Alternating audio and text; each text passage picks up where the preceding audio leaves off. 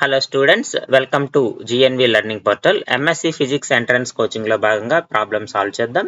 A metallic sphere of radius is 2 meters, r is equal to 2 meters, is charged in air to a potential of 3000 volts.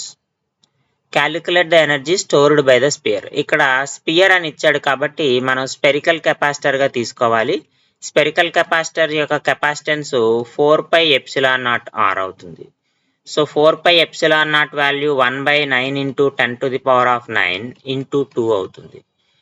మనకి అలాగే potential కూడా ఇచ్చాడు. Potential 3000 volts ఇచ్చాడు కాబట్టి energy stored in the capacitor is half CV square అవుతుంది. 1/2 into C అంటే 2/9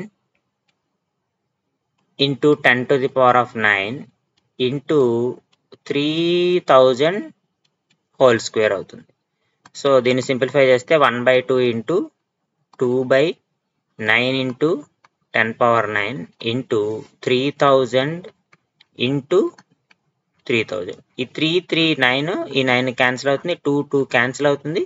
ఇక్కడ 6 zeros ఉన్నాయి కాబట్టి 10 power 6 by 10 power 9 అవుతుంది.